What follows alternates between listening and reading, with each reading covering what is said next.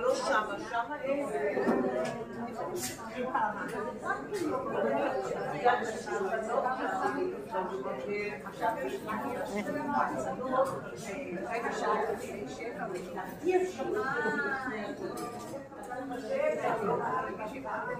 yung alaga ko patingin-tingin sa akin kasi alam niya nagbibideo ako. Ayan, nandito kasi ngayon kami sa Visoria. Naglalaro yung alaga ko.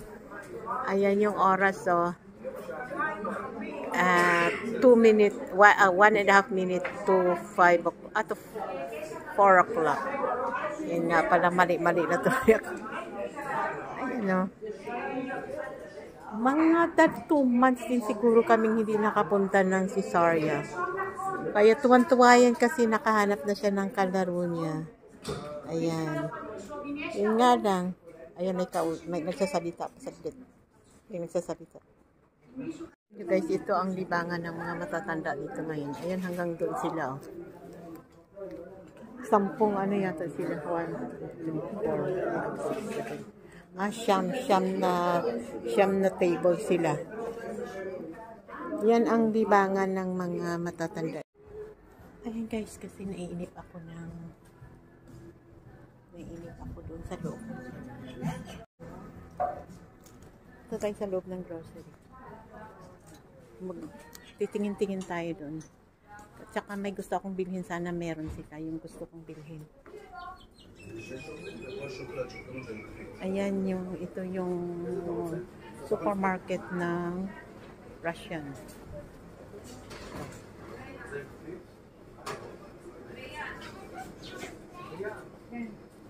Yung gatas 11. Hindi. Yung gatas dalawa 19 pala. May mga sale ngayon kasi magpipesak na next month. Magpipesak na. Kaya may sale sila.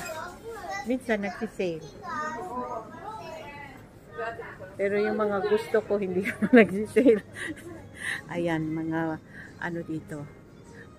Ito gulayan, oh. Gulayan nila. Ayun yung mga drinks. Ito yung malamig dito. Wala akong dalang ayan. May hinahanap ako may pinapahanap si Rina Kung mayroon daw, bibili ako. Ang lamig dito. Oy, ayun nga, may dito nga. Ito yun pinapahanap ni Rina. Ay, hindi. Wala pala. Hindi pala ito. Nakabalot yun ng malaking balot. Kala ko yun na yun. Ayan, mga chips yan dito. Mga chips. Nakabalot yun ng ganyan, no? Pero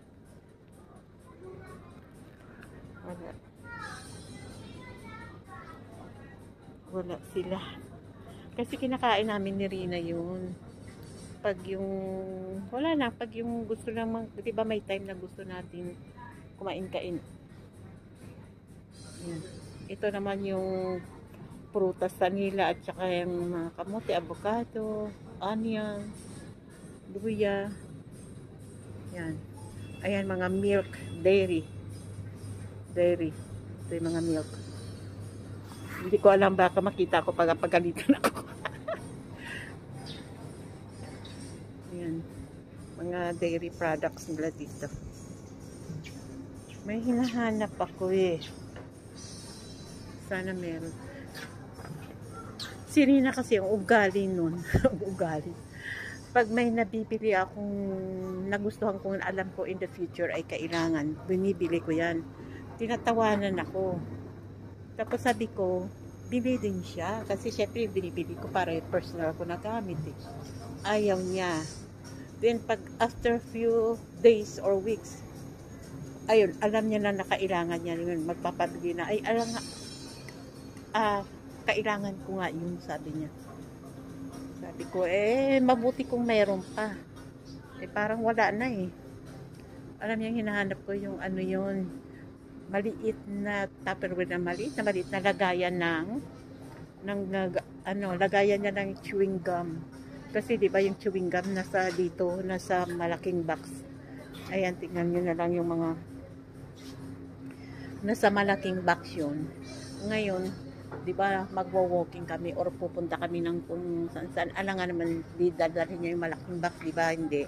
So ang ginagawa niya, naglalagay siya ng konting chewing gum sa malaking lalagyan. Eh, siyempre pag naglakad kami, tunog ng tunog kasi siyempre umaalog. Sabi niya sa akin, nasaan na daw yung maliit na kupsa, lagayan ko. Sabi ko, nilalagyan ko na rin ng kailangan ko. So, sabi niya sa akin, kasi ang ingay nung sabi niya, pag pumunta tayo ng Cesaria, sabi niya, bilhan mo ako. Ang problema, parang wala na.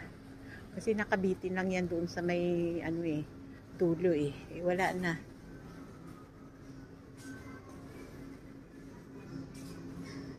Hindi naman kasi lahat ng oras mayroon nun Kaya pagdating ng alam kong in the future kailangan ko, talagang bumibili na ako. Wala. Yan, ganito guys ang grocery store ng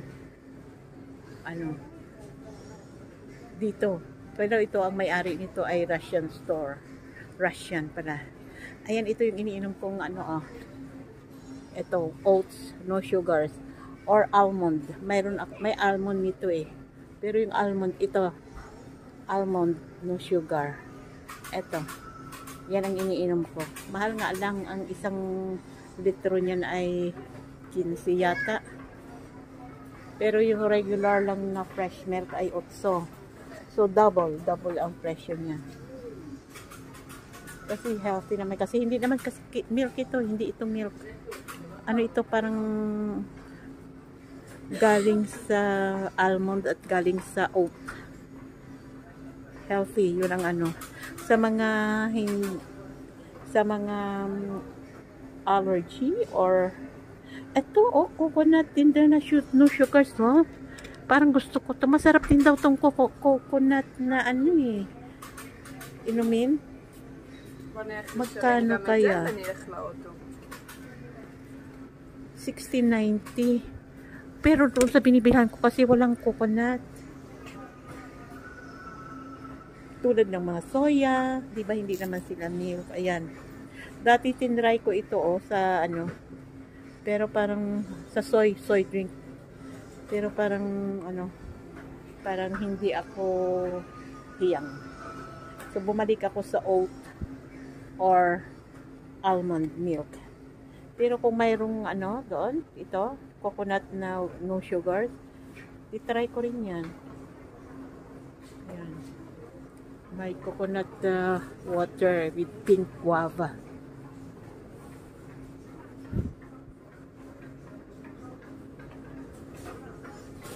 Guys, favorite ko ito, lychee.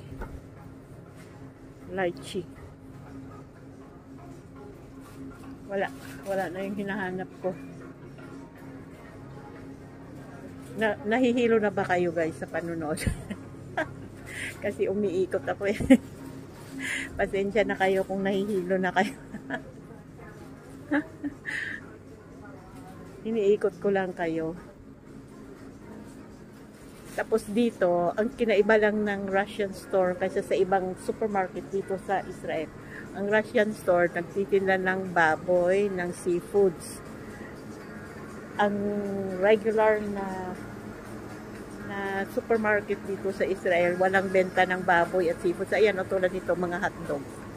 Made in Russia ito. Mga Russian, hindi naman made in Russia. Pero, mga hindi, makakakain ito ang mga hindi religious. Kasi ang non-religious, ang mga religious pala, hindi kumakain ng hindi parvi, ano nga tawag ito? Sila may parvi, may basari. Ang parvi nila pwedeng yung mga pagkain na hindi ginagamitan ng milk or hindi ginagamitan ng meat. Yun kasi bawal sa kanila. Sa mga religious na may music pala. Nako saglit lang, hindi ko napansin.